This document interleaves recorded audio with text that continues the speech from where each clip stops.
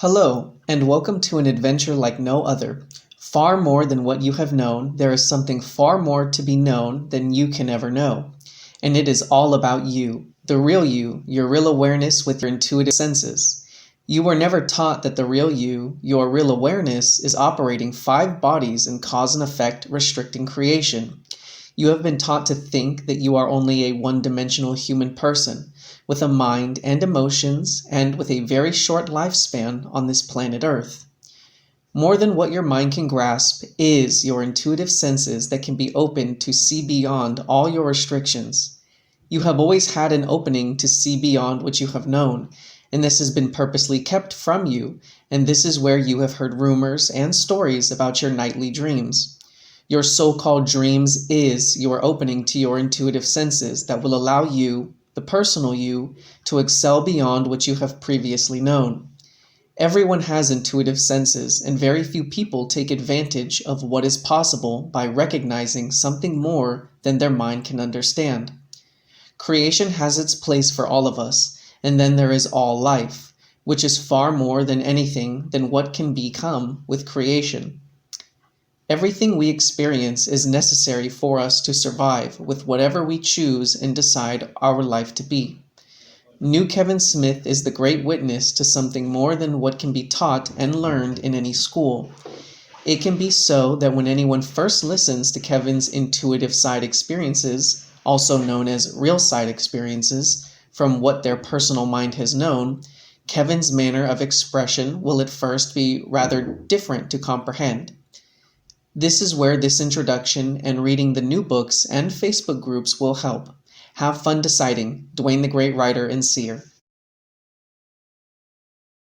In this real side experience, revealed to me would be a dimensional position in an undisclosed region of multi-dimensional creation, specifically a planet where existed 2 distinct species of a body form differing in appearance and design.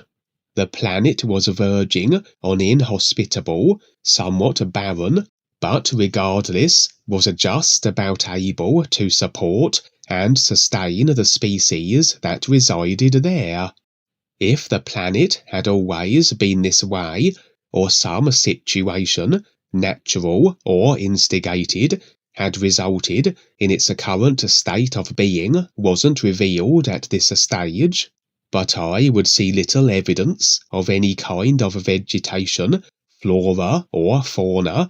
No animal forms seemed present other than the 2 species as I mentioned.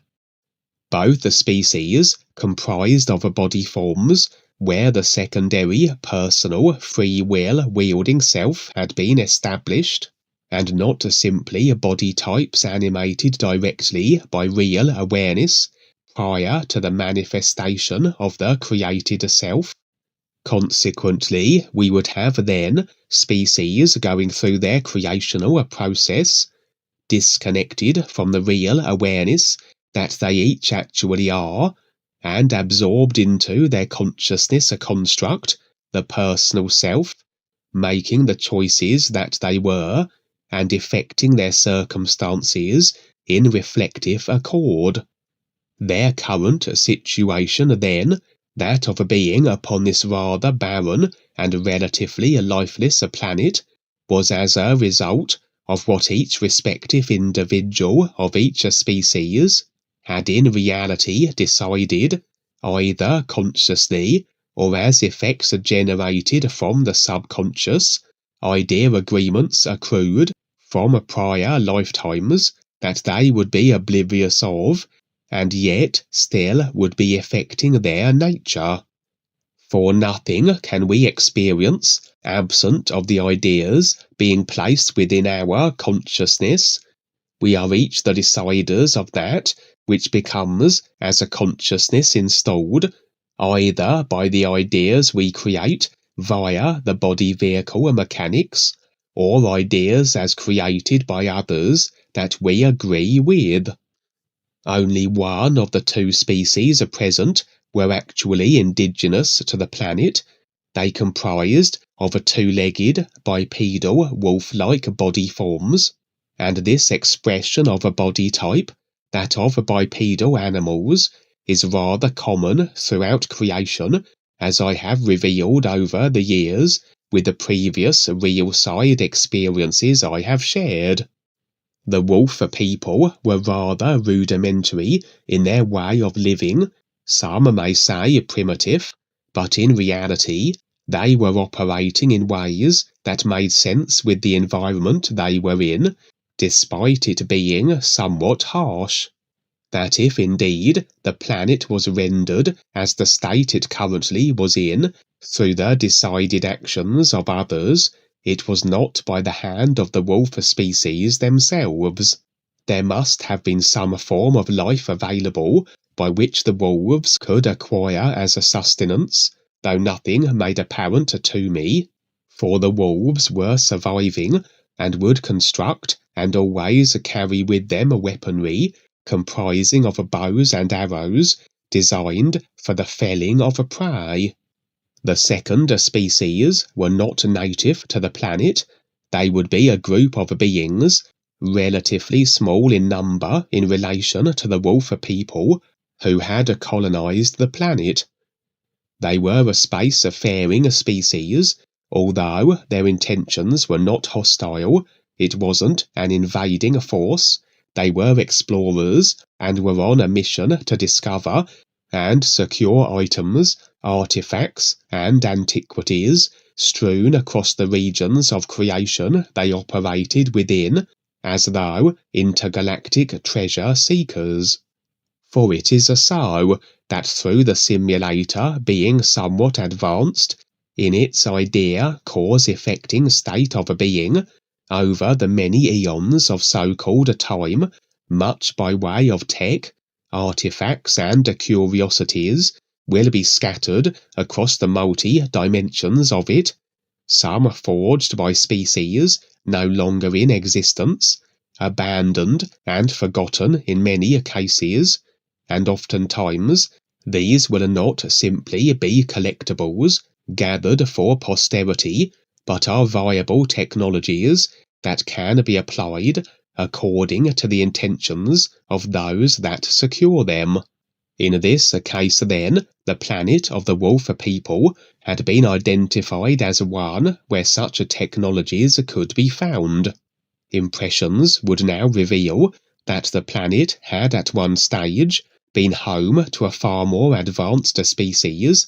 Some form of cataclysm had occurred, perhaps as a result of a technological misuse, and as the dust settled, so to speak, what remained was a virtually barren planet housing the species that were the technology-absent wolf people, as they subsisted on what the planet struggled to provide, but additionally had certain of the technologies survived that served no purpose or held little interest for the wolf race.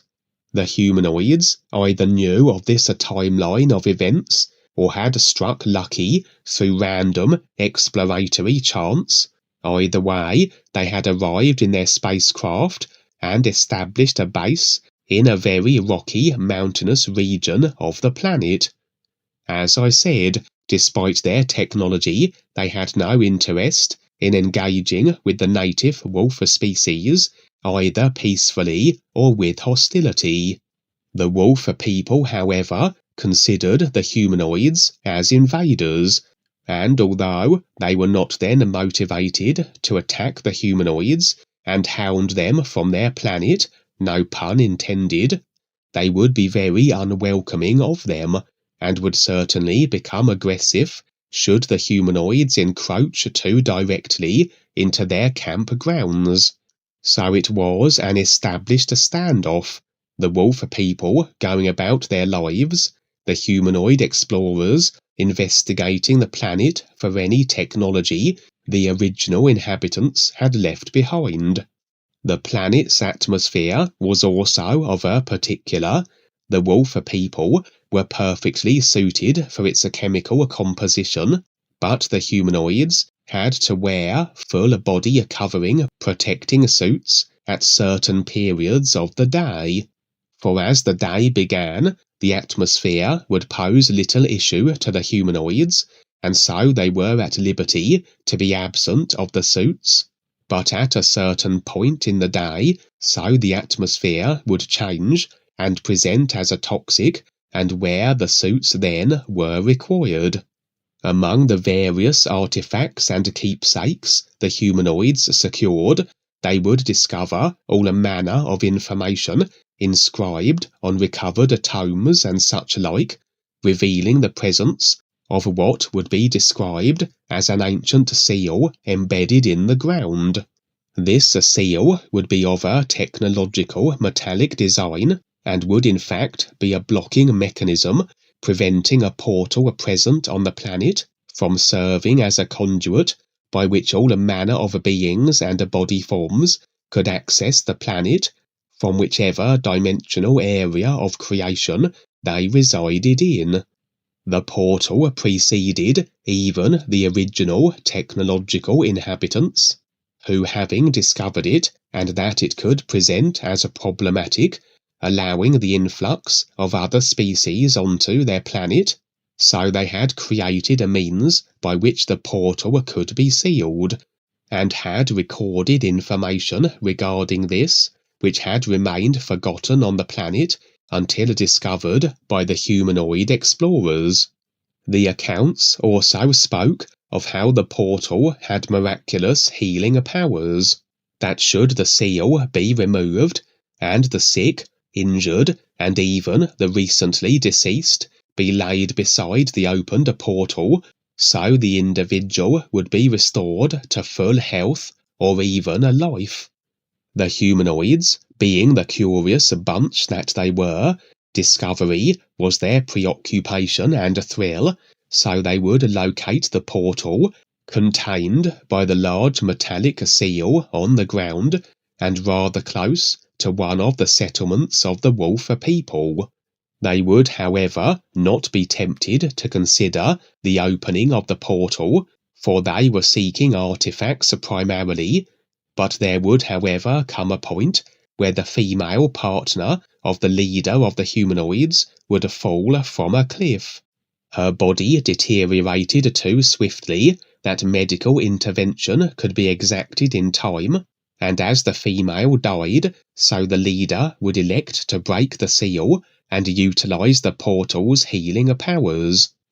I had been observing all this from an aside from the simulation, real awareness view position, but now would I be inserted into the affair, presenting a simulated form where I could engage with the participants. It seemed that I was a part of the humanoid crew, operating through the body form of one of the humanoids. For in reality, animating through all consciousness-affected body forms, is this a singular, everything isness awareness that we all are, and are a part of. And from that perspective, from the real awareness isness position, every body form is the creation stemming from the same source. And as we step into the reality of our real awareness, we can not only view through the eyes of any body form in creation, but can animate them, that their actions and words are more beneficial, life and awareness speaking. This would be the case here. For through the technological prowess of the humanoids, did they have the ability to remove the seal and open the portal, and as the leader was preparing to do just this, I would animate through one of the humanoids and advise him against this course of action. For indeed, a number of previous real-side experiences I have shared have involved the sealing of certain portals to prevent the ability of certain body forms and species from accessing areas of creation where their intentions would be to cause havoc and destruction. In this situation, were this particular portal opened, impressions revealed that an assortment of various species would now be able to enter dimensions of creation previously unavailable to them, not all with a destructive inclination, but a number of which would indeed desire to wreak mayhem, and the portal also connected with a particularly dark and twisted region of creation, not unlike the lower astral, where all manner of demonic-like body forms, imbued with highly developed, potentially chaos-inducing abilities resided. My warnings in regards to this would fall on deaf ears seemingly, the leader consumed with his want to restore his partner to life, and he would direct the humanoids to break the seal. The seal's surface comprised of all manner of technology. That required was the ability to decipher it and determine the means by which the seal would be released. The humanoids, very technologically adept as I mentioned, would accomplish this. The seal would split into two parts, each part sliding to one side, and the ominous portal now was unveiled. The leader's partner wouldn't be restored to life exactly. Her body remained prone and awareness absent. Instead, an altogether different female would emerge through the portal and be somewhat in a state of shock as to her current unexpected circumstances. For this female was a human from the planet Earth, a Native American Indian, though one that would have operated in the era prior to the influx of the white man and all that came with it. The leader had in reality been reacquainted with his partner, though not as he had expected. For impressions revealed that this was in actuality his partner, though from a completely different shared experience and position in creation. For we tend to formulate emotional attachment with certain individuals. Invariably, they occupy the roles of those closest to us. Generally, we forge bonds and partnerships that span multitudes of lifetimes in various and assorted positions and body forms across multi-dimensional creation. That just as the leader had his relationship with the female in the lifetime as the space-exploring humanoids, so in another lifetime he had been as a Native American Indian on the Earth with the same female partner unbeknownst to him. The portal had delivered as promised, in a sense. It hadn't restored the leader's partner to life, but had as though plucked his partner from the lifetime where they had been as native Indians and delivered the bewildered woman, clad in attire typical of traditional native Indians, into his presence on the planet of the wolf people. She, of course, was as oblivious of this humanoid leader being her emotionally attached partner as he was. For, from her perspective, her partner was Native American and was back on Earth, where she had been snatched from, where in reality it was the same awareness operating through the consciousness that had effect manifested both the male forms, the humanoid and the Native American. She would assume a defensive manner, revealing a knife she carried upon her person, and despite the humanoid's best efforts to calm and reason with her, they would be unsuccessful, and she would in fact stumble into the wolf camp that was close by. The wolf people, determining that she posed a little threat, wouldn't harm her. They managed to placate her and allow her sanctuary in their camp. Still animating through the humanoid, I would approach the wolf camp. Necessary was it for me to evade several arrows fired in my direction. The wolf people didn't take kindly to any humanoid alien encroaching on their camps as I mentioned. But as I presented myself in a way that suggested I meant no harm, so a number of the wolf people would approach and engage with me. It seemed the wolf people were more telepathic as their developed mechanism of communication an ability the humanoids would lack, but as the real awareness is somewhat unlimited in its ability, as I was able to lean to the real awareness while utilizing the humanoid body form, so I was able to readily converse with them telepathically, and despite the wolf people's technological inadequacy, I was successful in conveying what had transpired.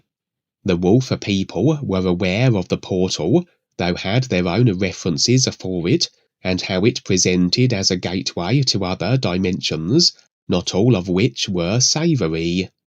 As we go through a creation, the emotional attachment we forge with others will ensure we are maintained in their experience lifetime to lifetime, but the emotion may not necessarily be that which we reference as love. It can just as readily be hate.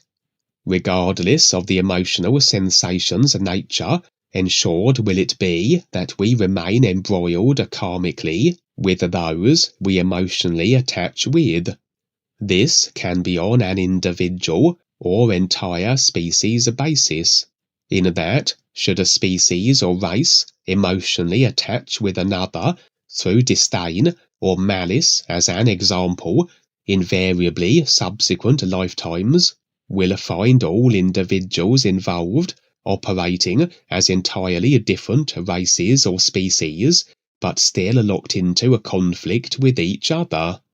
For until the agreements and attachments in relation to others are severed, we are forever their effects, and will remain locked in with other individuals, and play out our decided roles in association with each other, according to the nature of the emotion that binds us.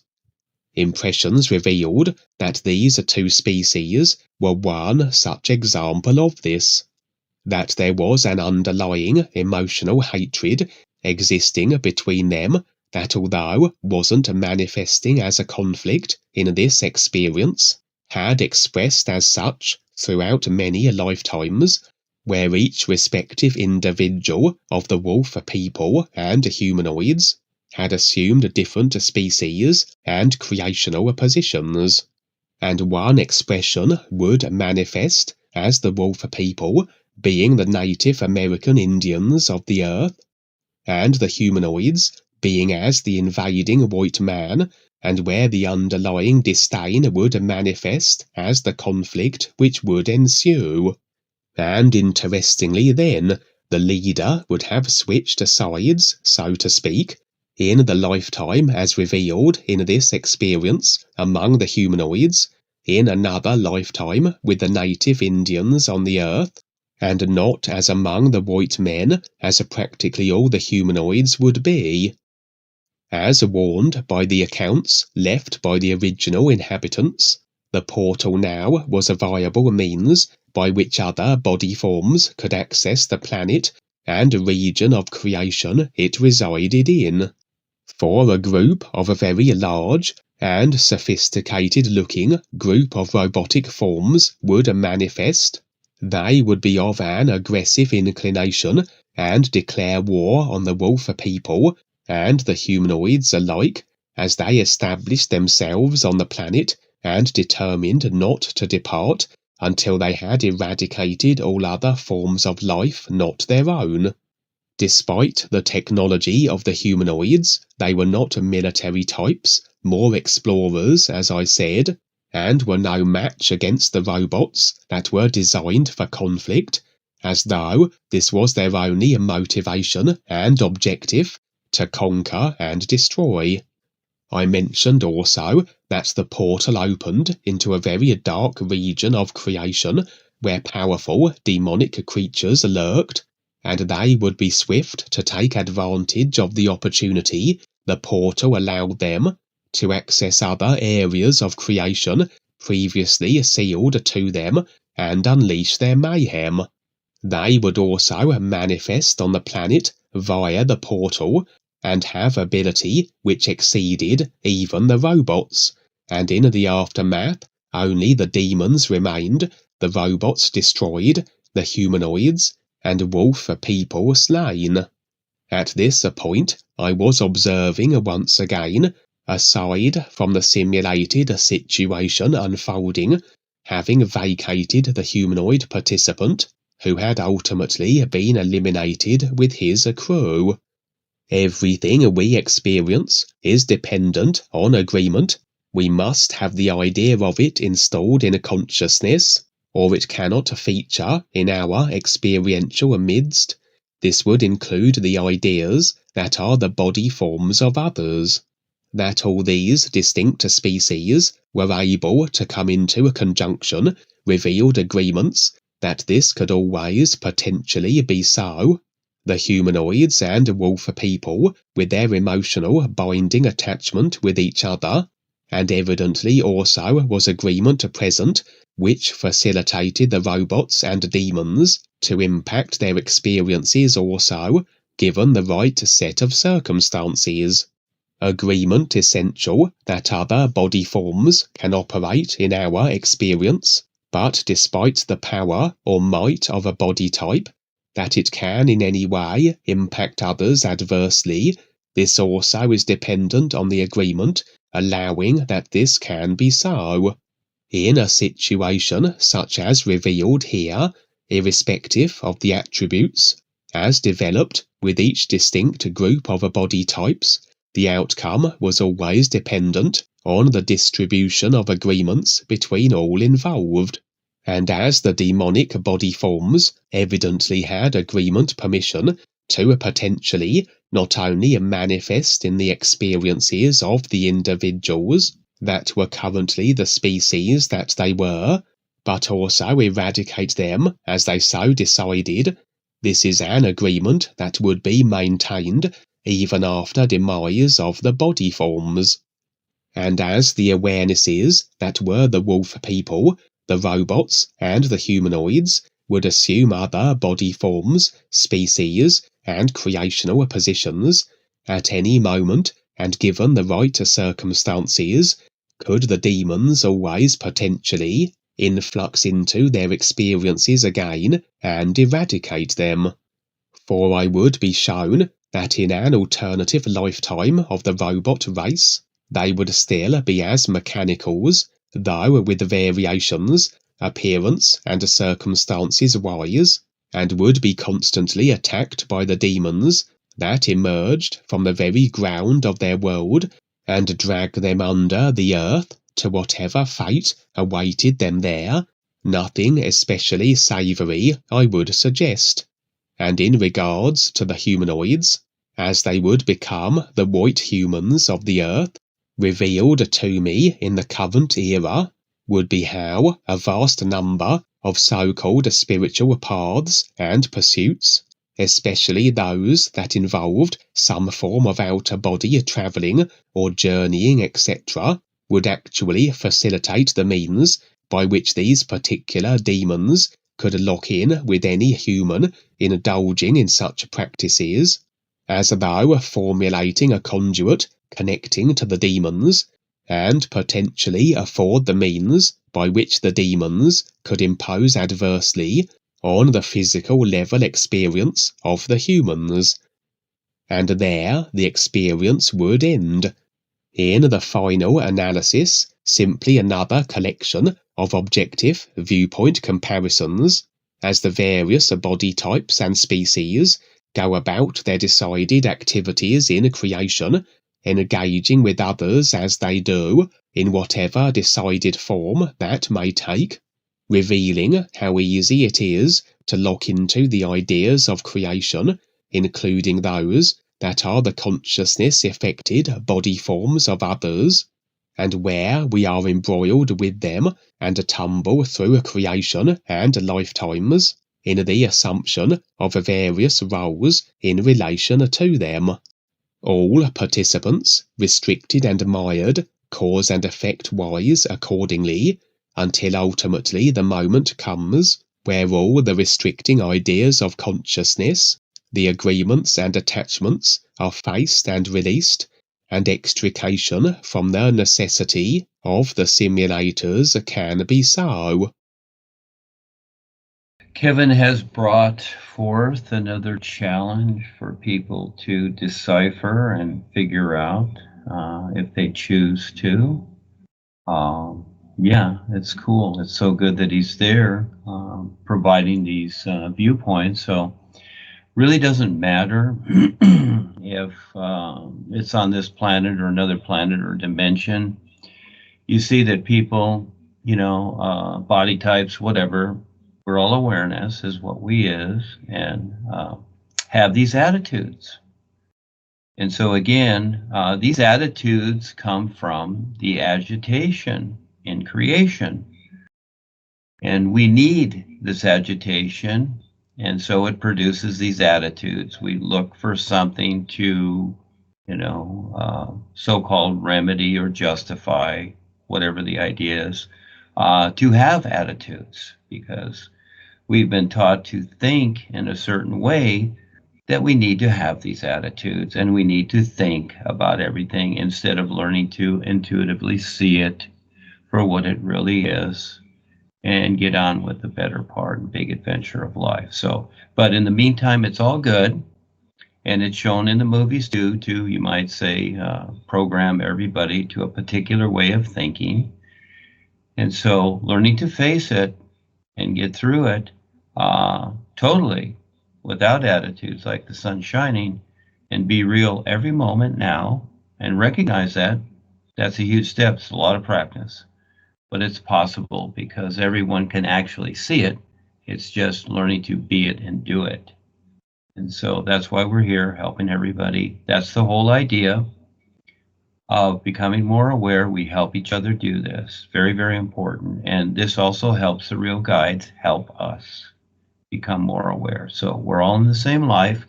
So as each person decides to step up and get beyond what they've known, their personal life, and all the funny attitudes and ideas they have, well, they will do a lot better, or they'll be stuck with the old stuff for as long as they want. That's their choice. So again, this is the fun part, to be more aware, real, and like childlike attitude, take on the adventure and have fun with it.